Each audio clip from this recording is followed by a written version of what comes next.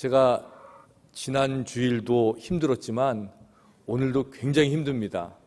지난 주일은 그 전에 목금토 여선교회 선교학교 가가지고 2박 3일 동안 그 여성분들한테 둘러싸여가지고 에너지를 다 뺏겨가지고 힘들었고요.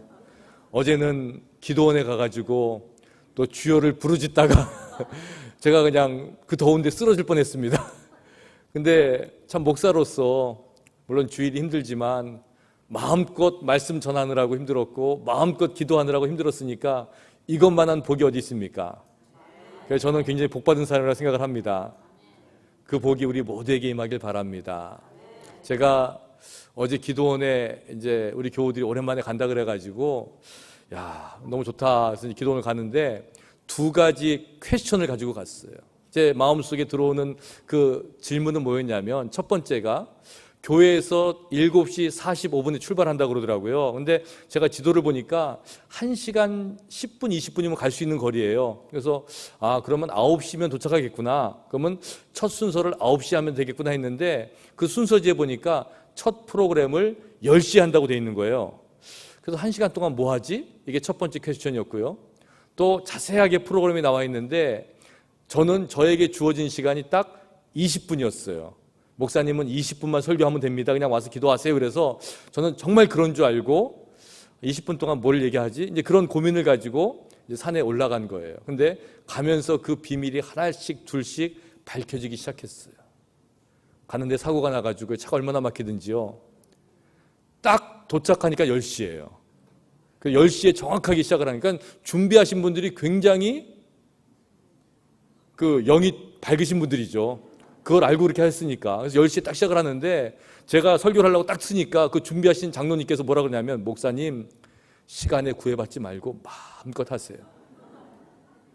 그게 어떻게 하라는 얘기예요?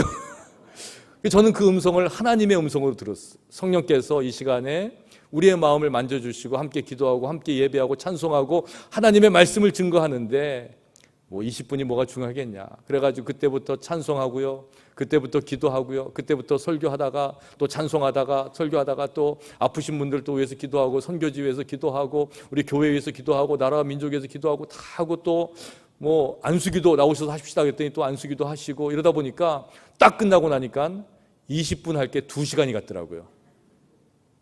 야, 그래서 정말 하나님의 은혜 가운데 이제 이렇게 있는 시간을 보면서 제가 깨달은 게 있는데 인간의 계획은 아무것도 아니더라는 거예요. 거기 써 있는 대로 뭐 계획하고 나는 1시간 15분이면 가니까 9시부터 뭘 할 수 있겠지? 난 20분만 설교하면 되겠지? 이런 거는 아무것도 아니에요. 그런데 이게 인생이더라는 거예요. 인생도 이런 계획이 있었고 저런 계획이 있었고 이렇게 살고 저렇게 살고 여기까지 왔는데 돌아보니까 내 생각대로 된 게 그렇게 있던가요? 여러분 마음대로 계획대로 된 것이 그렇게 있던가요? 돌아보니까 다 하나님의 뜻이었고 하나님의 계획이었고 하나님의 은혜였다는 거예요. 그 하나님의 은혜를 알고 깨닫고 사는 사람은요 복받은 사람이에요. 근데 늘 하나님의 은혜를 깨닫지 못하고 늘 내 마음대로 하고 살기 위해서 애쓰는 사람들은 그때마다 마음이 불편한 거죠. 어제 기도회를 이제 준비하면서 제가 이 기도회에 제목을 붙였어요. 이제 원래는 뭐 동굴 기도회, 또 합심 기도회 뭐 이런 이야기들이 있었는데 제가 제목을 뭘로 붙였냐면 마중물 기도회다 이렇게 붙였어요. 여러분 마중물이 뭔지 아시죠? 펌프가 물을 끌어올리기 위해서 한 바가지 물을 미리 붓는 거를 마중물이라고 그래요. 물을 마중하는 물이거든요. 근데 이 한 바가지를 부어서 물이 나올까 말까 아무도 몰라요. 근데 물이 나오면 이거는 큰 은혜의 샘물이 되는 거고 물이 나오지 않으면 그 한 바가지만 잃어버리는 꼴이 되는 거거든요. 근데 우리의 신앙생활이 우리의 기도의 모습들이 이 마중물이더라고요. 왜? 에레미야 33장 3절에 뭐라고 이야기해요? 너는 내게 부르짖으라 내가 내게 응답하겠고 내가 알지 못하는 크고 은밀한 일을 내게 보이리라고 하시는 거예요. 부르짖으라 그랬어요. 왜? 하나님 아시잖아요. 우리의 삶이 어떤지 우리 인생이 어떤지 내가 뭐가 필요한지 우리 기도 제목 아시잖아요. 근데 하나님께서 원하시는 것은 부르짖는 거예요. 뭐예요? 마중물을 원하시는 거예요. 부르짖을 때에 그 부르짖은 가운데 하나님 응답하셔서 우리에게 역사하시고 우리에게 우리의 삶을 은혜로 채워 주시겠다는 겁니다. 그래서 우리는 마중물이에요. 기도회를 마치고 이제 교회 집에 와서 간단하게 옷만 갈아입고 또 이제 오후 늦게 교회를 왔어요. 왜냐면 또 주일을 준비해야 되니까. 왔는데 이렇게 친교실 부엌 쪽에 문이 다 열려 있더라고요. 그래서 누가 오늘 점심 준비하시나 보다. 이렇게 해서 이제 부엌을 살짝 들어봤더니 부엌에는 아무도 없고요. 무슨 나물 삶는 냄새가 팍 나는 거예요. 그래서 오늘 메뉴가 뭐 나물이 있나 보다 해가지고 자세히 봤더니 이제 친교실 안쪽에 젊은 엄마들이 있는데 나물은 삶지 않고 팥을 삶고 있더라고요. 근데 얼마나 많이 삶는지 그냥 큰 그 통에다가 팥을 삶고 있는데 이게 뭐냐 그랬더니 팥빙수에 늘 팥이래요. 그래서 팥빙수가 아니라 팥죽을 먹어도 될 정도로 그렇게 삶고 계시는데 그 모습을 보면서 이 토요일 날 오후에 더운데 학부모에서 오늘 여러분에게 펀레이징 한다고 팥빙수 대접한다고 뭐 냉커피 한다고 그 기계를 사다가 또 팥을 삶아가지고 정성으로 준비하는 모습 보면서 이것이 또 다른 마중물 사역이라는 걸 생각하게 되었어요. 그게 전부가 아니잖아요. 하지만 이 시작이 하나님의 역사를 이끌어내는 분명한 마중물이 될 줄로 믿습니다. 기도하신 분들이나 또 팥 삶기 위해서 애쓰고 준비하신 분들이나 아니요, 그분들뿐만 아니라 여러분의 삶이 그런 거예요. 여러분의 기도가, 여러분의 헌신이, 여러분의 그 하나님을 향한 그 마음이 마중물이 되어서 여러분의 가정을 은혜의 샘물로 채우고 이 땅을 하나님의 그 영원한 생명수로 채우는 일들이 일어나게 될 줄로 믿습니다. 요즘 들어서요, 갑자기 그런 분들이 많아요. 저보고 목사님 설교가 요새 좋아졌어요 이런 말을 많이 하시더라고요. 그냥 저만 그렇게 생각하죠. 뭐 반응이 좀 있어야 될 거 아니에요. 그러면 그렇다고 하지 저한테 말했던 분들은 다 뭐가 되는 거예요 이거. 예.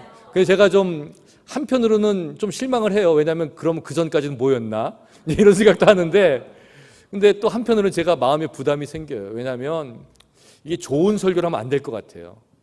좋은 설교라는 건 뭐냐면요, 제가 이렇게 생각해 보니까 내 마음 좀 알아주고 하나님 말씀 잘 설명하고 또 뭐 현대를 살아가는데 또 교양도 좀 있어야 되고 뭐 이렇게 신앙생활에 도움도 되고 믿음이 좀 잘하고 이제 이런 게 좋은 설교라고 생각하시는데, 저는 목적이요 좋은 설교를 안 하기로 작정한 사람이에요. 왜냐면요, 좋은 설교는 내 귀에 좋은 거예요. 근데 하나님의 말씀이 사실은 크잖아요. 하나님 말씀이 얼마나 힘들어요. 회개하고 살라 그러는데요, 죄 짓지 말라 그러는데요, 그렇게 살면 안 된다 그러는데 사실 그 말씀이 그런 거거든요. 근데 이 말씀을 좋게 들리는 게 좀 잘못된 거예요. 왜? 말씀은 어렵게 들어야 돼요. 나쁘게 들어야 돼요. 그래서 우리 마음속에 하나님의 말씀이 들어올 때에 내 귀에 좋은 소리, 내 인생에 뭐 필요하고 도움이 되고 이게 중요한 게 아니라 정말 이 시간에 하나님의 마음이 무엇인지, 하나님이 나를 통해서 어떤 일을 계획하시는지, 하나님께서 어떤 길로 우리를 인도하시는지 그 말씀에 순종하신 여러분 되기를 저는 기도하고 설교해요. 여러분, 하나님의 말씀, 온전한 말씀, 살아있는 말씀, 우리의 인생을 변화시키는 말씀, 여러분의 인생을 복된 길로 인도하시는 그 말씀에 귀 기울이시는 여러분들 되시길 주의 이름으로 축원합니다. 옛날에 거위들이 살았대요. 근데 거위들이 은혜를 받아가지고 교회를 다니기 시작했어요. 거위 목사님이 나와가지고 설교를 하면요, 뭐라고 얘기하시냐면, 우리 거위 여러분은 꿈을 가져야 됩니다. 여러분에게 날개가 있지 않습니까? 날개짓하면 저 멀리 있는 아름다운 나라에 갈 수 있습니다. 그러면 거위 성도님이 뭐라 그래요? 아멘 그러는 거예요. 그러니까 은혜로운 예배를 드려요. 근데 교회당을 나가는 순간에 그 은혜로운 설교는 다 잊어버리고 언제 나에게 날개가 있었나? 뒤뚱뒤뚱 걸어다니고요, 먹는 거 시컷 먹어가지고 배가 뚱뚱해지고요, 날 생각은 못하는 거예요. 이게 거위들의 예배예요. 이 이야기를 전하는 분은 키아르 케고르라고 덴마크의 신학자이고 철학자인데, 그분이 이 이야기를 누구에게 하는 거예요? 이 시대를 살고 있는 우리 교회에게 하는 거예요. 여러분, 우리가 하나님의 말씀 들어야 됩니다. 은혜를 따라 살아야 됩니다. 성령을 받아야 됩니다. 천국에 가야 됩니다. 죄 짓지 말아야 됩니다. 선결해야 됩니다. 교회에선 이럴 때마다 여러분들 아멘 하잖아요. 그런데 정작 이 전을 나가면 어떻게 되는 거예요? 여전히 세상에 가려가지고요, 여전히 내 마음대로, 내 욕심과 내 교만대로 살아가는 게 우리의 인생의 모습 아니에요? 하나님의 말씀 가운데 내 마음에 부딪히고 내 인생에 부딪히고 내 신앙에 부딪히고 내 지금까지 살아왔던 삶의 발자취에 부딪히는 일들이 일어날 때에 이제부터 변화되고 이제부터 하나님의 말씀에 온전히 순종하는 일들이 일어나게 되기를, 이 자리에서부터 일어나게 되기를 간절히 소원합니다. 이게 말씀이에요. 근데 좀 이제 이 말씀 제가 준비하면서 굉장히 반성을 많이 해요, 제가. 왜냐하면 참 제가 설교자로서 안타까운 제 마음이 하나 있는데, 이제 제 모습인데, 그건 뭐냐면, 어떻게 된 게 이 몸뚱아리가, 이게 이런 말 하면 안 되지만, 이게 아픈 거를 몰라요. 제가 이렇게 뭐 튼튼한 건 아닌데, 뭐 감기 걸린 적도 없었고, 뭐 알아 누워가지고 주일날 교회 못 오고, 뭐 며칠 눕고 열나고, 뭐 이런 것도 별로 없고 그러니까, 그렇다고 뭐 운동도 하는 것도 아닌데, 그러니까 제 마음 가운데 좀 안타까운 게 뭐냐면, 다른 아픈 분들을 이해를 잘 못해요. 가장 가깝게는 우리 집안에서도요, 우리 아내가 아프다 그러면 저는 그 이해가 잘 안 가요. 그냥 약 먹고 운동하고 일어나가지고 펄쩍 뛰어야지. 누워있어. 막 이제 이런 마음이 들어요. 그래서 아프다 그러면 막, 왜 아프지? 그냥 뭐 겉으로는 그냥 약도 먹으라고 하지만 제 마음 사실은 안 아플 수 있는데 자기는 자기가 관리해야 되지만 이런 마음이 있어요. 그러다 보니까 우리 성도님들이 아프다 그러죠. 뭐 어렵다 그러죠. 그러면 그게 이제 잘 이해가 안 가는 거예요. 솔직히 제 마음속으로는. 왜 아픔을 모르잖아요. 그렇다고 제가 이렇게 곱게 자랐게 생겼잖아요. 그러니까 인생에 뭐 굴곡이 좀 있어야지 막 바닥까지 떨어져가지고 뭐도 좀 날리고 뭐도 어떻게 되고 뭐 사고도 당하고 그래야 되는데 뭐 살다 보니까 뭐 그런 경험도 별로 없는 것 같아요. 저는 그냥 밋밋하게 살아온 것 같아가지고 뭐 그런 교우들 가면 저는 뭐 기도합니다, 기도하겠습니다, 위로합니다 이렇게 말은 하지만 정말 그게 제 마음인가? 이제 제가 기도하는 거는 제 마음으로 제 경험으로 위로하는 게 아니라 하나님이 주시는 마음 가지고 위로하겠다 이제 이런 마음을 갖고 있어요. 뭐 목사가 다 경험할 수 있는 건 아니잖아요. 근데 그럼에도 불구하고 제 마음 가운데 이제 그런 마음을 갖고 설교를 준비하고 그런 마음을 갖고 이제 기도하다 보니까 제 마음에 드는 생각이 뭐냐면 그렇지. 우리 이민자로 살아가는 우리 교우들 참 외로울 거야. 힘들 거야. 이제 이런 마음을 갖게 되었어요. 그래서 이제 그런 마음을 가지고 이렇게 막 묵상하다가 오늘 이제 설교 제목이 딱 떠오르는 거예요. 세상에 가려진 고독한 복음. 너무 시적이지 않아요? 세상에 가려진 고독한 복음이 있다는 거예요. 하나님께서 우리의 연약함을 아시고요. 또 우리의 외로움을 아세요. 그러니까 그 세상이라는 커튼이 쳐져 있어요. 그러니까 사람들은 그 커튼에 막혀가지고 이 사람이 어떤 마음을 가지고 사는지, 이 사람이 어떤 인생을 살아왔는지, 이 사람이 어떻게 사는지를 모르는 거예요. 그런데 이 커튼을 탁 제끼는 순간에 우리 마음 가운데 뭐가 나타나냐면 외로움이 드러나기 시작하는 거예요. 내 마음속에 어디서 이야기할 수 없고 어디서도 풀 수 없는 마음의 아픔과 상처가 그 안에 분명히 담겨 있는 것을 이야기하는 거예요. 세상은요 항상 좋은 것만 얘기해요. 저도 마찬가지예요. 누가 물어보면요 어때요 그러면요 좋아요, 괜찮아요, 뭐 좋죠, 뭐 이렇게 얘기를 하죠. 뭐 다 그런 것 같아요. 아파도 안 아픈 척하고요, 어려워도 괜찮은 척하고요, 굶어도 당장 지금 배가 고파서 먹을 게 없어도 배부른 척하고요. 이게 그렇게 사는 게 인생이에요. 체면도 지켜야 되고요, 척도 해야 돼요. 그런데 여러분 아셔야 돼요. 척하면 외로워요. 척하면 외로워요. 왜냐면요, 척은 진실이 숨어 있기 때문에 그래요. 진실하지 않은 사람들은요, 만나면 외로워요. 그러니까 만나면은요, 막 웃고 좋고 하죠. 근데 집에 들어가면 내가 뭐 하고 왔지? 세상에 나가가지고 막 정신없이 살았어요. 괜찮지, 좋지, 쇼핑하고, 영화 보고, 밥 먹고, 커피 마시고, 신나게 놀았죠. 그런데 그 안에 마음의 슬픔이 안 나오고요, 마음의 아픔이 없고요, 겉으로만 좋은 것만 나누다 오면요, 그 만남 오고 나면 공허감이 있어요. 그래서 웃는 척, 좋은 척, 기쁜 척 하던 연예인들이 집에 오면 뭐라 그래요? 죽고 싶다 그래요. 도망가고 싶다는 거예요. 왜? 척하며 살고 있기 때문에 그래요. 우리의 인생이 그렇다는 거예요. 지금까지 척하며 살아왔어요. 진실된 관계를 맺지 못했어요. 그러다 보니까 교회 와서도 그래요. 하나님 앞에 우리의 마음을 내려놓는다 그러는데 여전히 내 마음 가운데는 척하는 마음이 있는 거예요. 신한 좋은 척, 은혜 받은 척, 사랑하는 척하고 있어요. 그러니까 마음이 외로운 거예요.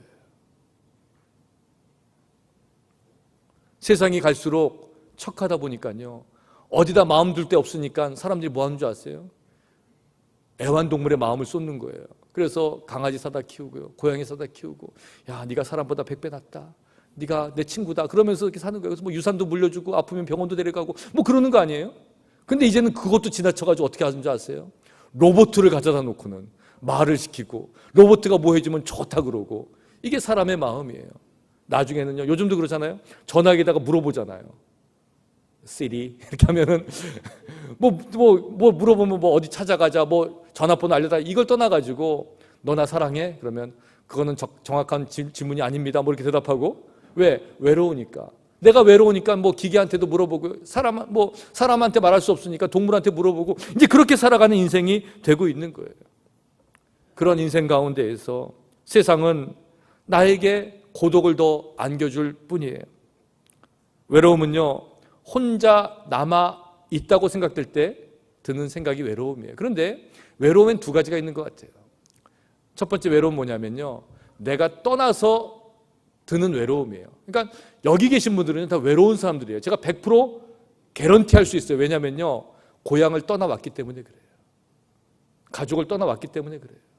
삶의 터전을 떠나왔기 때문에 떠나는 순간 우리는 외롭기로 작정한 사람들이에요. 근데 특징이 있어요. 그건 뭐냐면요, 떠나와가지고 내가 외로워야지 마땅한데 외롭지 않은 척하는 거예요.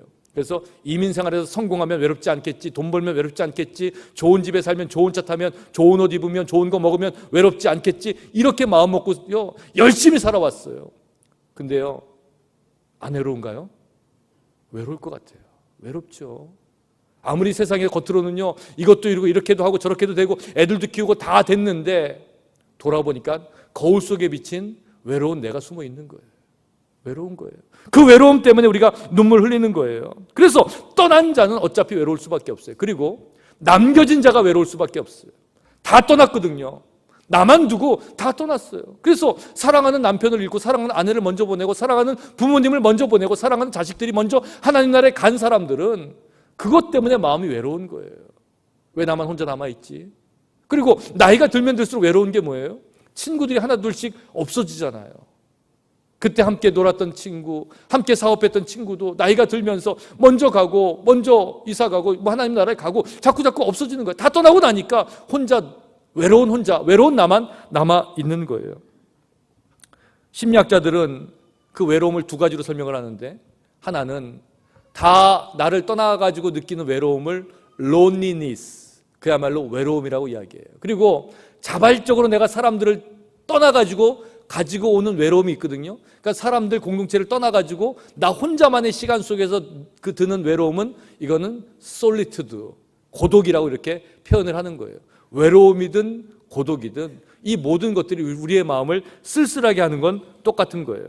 근데 하나님의 말씀을 보면요, 이 성경 말씀에는요 외로운 사람들의 이야기가 가득 차 있는 거예요. 그러니까 은혜 받고 능력 있고 하나님께서 사명 주셔가지고 그 일을 감당하는 사람들의 이야기가 아니라 내 마음에 외로움이 가득 차 있는 사람들의 이야기예요. 사실은 아브라함이 고향을 떠날 때 하늘의 별을 보면서 얼마나 외로웠겠어요. 눈물을 흘렸죠. 외로움 속에 사무쳤죠. 야곱이 형으로부터 장자의 축복권을 빼앗은 다음에 삼촌 라반의 집으로 쫓겨가가지고 20여 년을 고생하고 일하고 살 때 그 외로운 말도 못하죠. 그 야곱이 이제 거기서도 살지 못하니까 고향으로 돌아가야 되겠다. 그래서 자기가 모은 가축과 재산을 가지고 두 아내와 11 아들을 데리고 야복강가에 이르렀을 때에 먼저 다 보내잖아요. 가축들 보내, 재산 보내, 하인들 보내, 아내와 아이들까지 다 보내고 났어요. 그리고 야복나루에서 혼자 남아가지고 천사와 씨름할 때 성경은 뭐라 그래요? 야곱이 홀로 남았더니. So Jacob was left alone. 혼자 남아 있다는 거예요. 다 떠났다는 거예요. 얼마나 외로운 마음이겠어요. 그 야곱이 나중에 요셉을 통해서 애굽으로 이민 간 다음에 거기서 바로의 초청을 받아가지고 바로가 묻잖아요. 내 나이가 얼마냐 물어볼 때에 그 야곱이 뭐라 그래요? 내 나그네 길의 세월이 130년이니이다. 내 나이가 얼마 못 되니 우리 조상의 나그네 길에 연조에 미치지 못하나 험악한 세월을 보낸 나이다. 이렇게 이야기하는 거예요. 나그네 길이라 그랬어요. 왜? 외로운 길이니까. 혼자 가야 되는 길이니까. 그 외로움은 사람들이 떠난 다음에 느끼는 거예요. 욥이란 사람이 나오죠. 다 떠났어요. 자식을 잃었어요. 재산을 잃었어요. 아내마저 떠나버렸어요. 병들었어요. 친구들마저도 진짜 친구를 잃어버렸어요. 그때 그 욥의 마음에 드는 게 뭐예요? 욥이 혼자 남았다는 거예요. 아무도 없는 상태에서 혼자 눈물로 기도하는 사람이 바로 욥이었다는 거예요. 그런데 어떤 사람들은 수많은 사람들에 둘러싸여 있는데 드는 외로움이 있어요. 이거를 군중 속의 고독이라고 이야기하죠. 모세가 이스라엘 백성들을 이끌고 애굽을 나왔어요. 우리가 생각할 때에는 모세는 광야에서 반석에서 물도 나게 하고 홍해도 가르게 하고 메추라기 만나도 먹게 하고 하면서 이스라엘 백성들을 이끌고 이리 가자 저리 가자 하면서 리더십을 발휘했을 것 같죠. 근데 40년 동안 그 광야에서 사는 길 동안에 이 모세가 했던 가장 중요하고 큰 일은 뭐였냐면 그냥 백성들 재판해 주는 거였어요. 남자 어른만 60만 명이었는데 전체를 따지면 지금 200만 넘는 사람들이 지금 그 광야에서 생활하는데 얼마나 많은 일들이 있었겠어요. 싸우고 갈등하고 송사하고 재판하는 일들이 얼마나 많이 있었겠어요. 그런데 그 모세에게 맡겨진 일이 뭐예요? 싸울 때마다 와가지고 모세가 판결해 주는 거예요. 그러니까 나중에는 어떻게 됐어요? 모세는 혼자 앉아있고 수많은 사람들이 와가지고 서로 싸우고 서로 아침부터 저녁까지 이거 좀 해결해 주세요, 이거 좀 판결해 주세요, 이 이야기를 지금 하고 있었다는 거예요. 그때 모세의 장인 이드로가 와서 뭐라고 이야기해요? 이게 어찌된 일이냐? 너만 혼자 앉아있고 다른 사람이 서 있는 것이 무슨 까닭이냐 이렇게 이야기하는 거예요. 이게 무슨 말이에요? 많은 사람들에게 둘러싸여 있지만 너만 혼자 앉아있느냐? 그 사람 속에 있는 고독함을 깨닫는 거에 본 거예요. 그때부터 모세가 어떻게 해요? 그 일을 맡기잖아요. 맡겨놓고 그는 하나님을 만나기 위해서, 하나님의 일을 하기 위해서, 하나님의 사명을 받기 위해서 하나님을 만나는 일에 집중하는 거예요. 왜? 이것이야말로 우리의 고독을 해결할 수 있는 길이기 때문에 그런 거예요. 군중 속의 고독이에요. 오늘 말씀에 군중 속에 둘러싸여 있었지만 여전히 고독함 가운데 여전히 홀로 외로움을 느낀 분이 계세요. 바로 예수님이세요. 오늘 말씀 전까지, 오늘 말씀이 이렇게 시작하죠. 그러므로, therefore 이렇게 시작을 해요. 그러므로, 그러면 그 전까지 상황이 있어야 된다는 거예요. 요한복음 1장에서 5장까지 예수님께서 이 땅에 오셔가지고 하셨던 이야기들이 나오잖아요. 특별히 예수님께서 공생애를 시작하시면서 하나님의 역사를 이뤄나가실 때에 가장 첫 번째 일으켰던 기적이 뭐예요? 가나의 혼인잔치에서 물로 포도주를 만드신 거였어요. 사람들이 와 했겠지요. 그 다음에 베데스다 연못가에서 38년 된 병자를 일으켜 세워주셨어요. 사람들이 예수님을 쫓아다니기 시작했어요. 그런데 그 이유는 한 가지였죠. 자기의 유익을 구하는 거예요. 병이 낫기를 원했고요. 예수님을 왕으로 세워서 이 땅을 다스리면 내가 살 수 있겠다, 이 마음을 가지고 예수님을 초대했어요. 더군다나 예수님께서 오병이어의 기적을 일으키지 않습니까? 예수님께서 보리떡 5개와 물고기 2마리를 가지고 5,000명을 먹이신 이후에 남은 음식이 12바구니를 채웠다고 성경은 기록하고 있는 거예요. 바로 그 다음에 그러므로 이야기가 나오는 거예요. 사람들이 몰려와서 예수님을 임금으로 삼자고 했어요. 근데 그때 예수님께서 혼자 외로움 속으로 들어가는 거예요. 솔리투드. 기도하러 혼자 고독함 속으로 들어가는 거예요. 왜? 하나님 만나야 되니까, 하나님께 기도해야 되니까. 그 기도하면서 그 다음 장면은 우리가 잘 아는 장면이에요. 물 위를 걸으셔서 제자들이 타고 있는 배 한가운데로 나오시는 거예요. 풍랑이 일어서 두려워하는데 예수님께서 물 위를 걸어서 나왔다고 성경은 기록해요. 주로 이 말씀을 해석할 때에는 제자들의 믿음을 이야기하잖아요. 그래서 마태복음에 나와 있는 것처럼 베드로가 주여 주시거든 나를 명하사 이불을 걸어오게 하소서, 그러니까 그 예수님께서 오라 그러니까 베드로가 가다가 바람에 의심이 들어와서 물속에 빠졌다 그러면서 믿음, 의심 이런 얘기했고 성경을 얘기해요. 근데 제가 오늘 이 말씀을 묵상하면서 어떤 마음이 들었냐면, 이 말씀은 예수님의 고독한 발걸음이다, 이 마음이 왔어요. 물 위를 홀로 걸으시는 예수님, 한밤중에 풍랑이는 물 위를 걸으시는 예수님의 마음이 어땠을까? 예수님이 내 능력을 한번 보여줄까? 착착 이렇게 걸어갔을까요? 아니에요. 아니면 예수님께서 야, 이 베드로 요놈 한번 놀래게 해줄까? 그러면서 걸어가셨을까요? 아니에요. 예수님이 지금 물 위를 걷는 발걸음은요, 아무도 함께 할 수 없는 발걸음이에요. 누구도 같이 갈 수 없는 발걸음이에요. 혼자만이 가야 되는 발걸음이에요. 그 길이 어떤 길이에요? 그 길이 십자가의 길이거든요.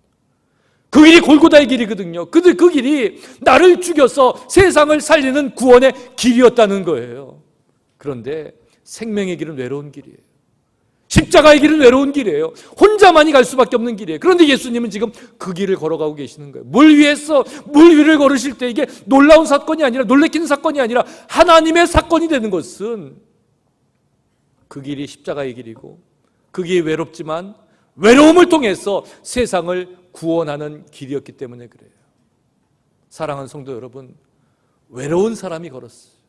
사람들에 둘러싸여 있었지만 평생 외로움을 느끼고 계시던 예수님께서 누구에게 걸어가시는 거예요? 척하면서 외로운데 외롭지 않다고 이야기하는 바로 저와 여러분들에게 오시는 거예요. 외로운 사람이 외로움에게 나가는 거예요. 그래서 세상에 가려진 고독한 복음이 되는 거예요. 고독하잖아요. 그런데 그 외로움의 복음이 능력이 있더라고요. 외로운 사람이 외로운 사람에게 나아가서 생명을 전해줄 때에 외로움이 없어져요. 외로움이 사라지고 그 자리에 뭐가 생겨요? 소망이 생기는 거예요. 하늘 소망이 생기는 거예요. 그래서 예수를 믿는 우리들은 외로움에 머물지 않고 그 외로움을 딛고 천국의 소망을 누리며 살아가는 인생이 되신 줄로 여러분 믿으시기 바랍니다. 그게 믿음이에요. 그게 은혜예요. 그게 신앙이에요.